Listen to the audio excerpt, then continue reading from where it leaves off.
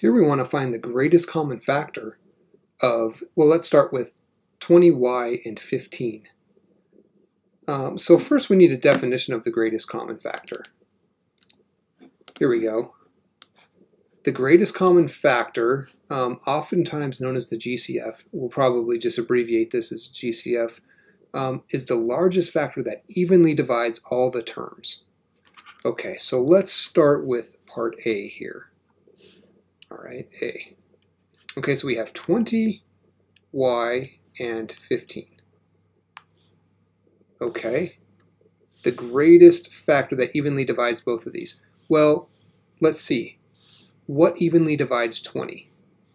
Well, 20 does, but that doesn't evenly divide 15. By evenly divide, I mean you can divide 20 by it without getting a remainder. Well, how about 10? 10 divides 20, but I can't divide 15 by 10. No. Okay, how about 5? 5, I can divide 20, and I can divide 15, and it's the largest such number. There is no larger number that divides both 15 and 20. And at the end of the video, I'll give a more definitive way of finding the GCF, but a lot of times you can just kind of intuit it, use your intuition to build up your GCF kind of like this, where you just try different numbers until you find one that's the biggest number that evenly divides both terms here. Okay, and this y, if we put a y on here, sure, that would divide the first one, but there's no y on the second term here on 15, so we can't include a y in our answer. Thus, the GCF of those two numbers is 5. There we go. Let's try part B. Right? So B, we have negative 21x cubed and 14x. Okay, so let's do the same thing. Let's look for numbers that divide 21 that also divide 14, and we want the largest such number. Well, let's see. 21 divides 21, but that definitely doesn't divide 14, so that's out. 3 divides 21, but that doesn't divide 14, so that's out. How about 7? Now we're talking. 7 divides 21 and 14, and it's the largest such number that divides both of those. So our GCF definitely has a 7 in it. Okay, now let's look at these x's. We have x cubed and x. Well, if we try to divide x by x cubed, that doesn't divide evenly. So anytime you have variables like this, the one that goes into the GCF is always the smallest exponent.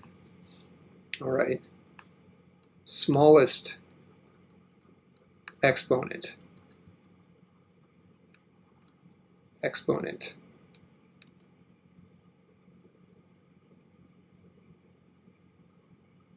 Goes into the GCF.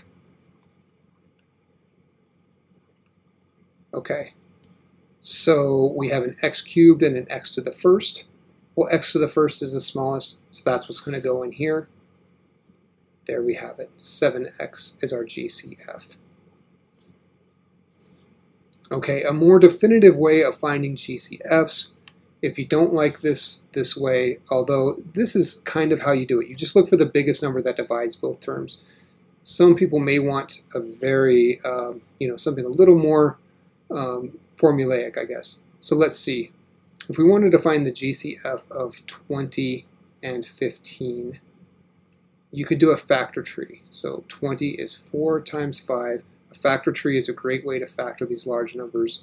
4 becomes 2 and 2. And we stop when we get primes. 15, well, 5 and 3, both of those are primes. So then you list out the factors of these two numbers. We have 20, 2 times 2 times 5, these are the prime factorizations, and 15 is 3 times 5. And you kind of start with the smallest and go up. And then you find the factors, you circle all the factors they have in common. Well, these only have 5 in common, and it turns out that is the only one, but in general, the largest such shared factors is the GCF. So the GCF is 5. Okay, so you can always break it down like this if you don't like this method of just looking at the numbers and kind of doing an inspection and finding the GCF that way. Let's try this method again on these other two numbers. Okay, so we have 21 and 14.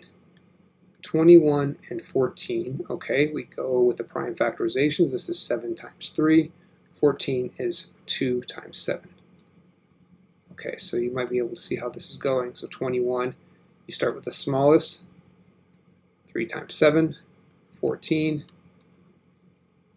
okay, 2 times 7, and then we go and circle the factors in common, and the largest such factor, in this case there's only one, is 7. That's how we got our GCF. But, you know, you don't want to be doing this kind of writing everything out every time. Eventually you want to get to a point where you can just reason through it by dividing these by, say, 7 and realizing that that's the largest number that evenly divides both of these. But until you're used to that, you can use this method of factoring these numbers down using the factor tree.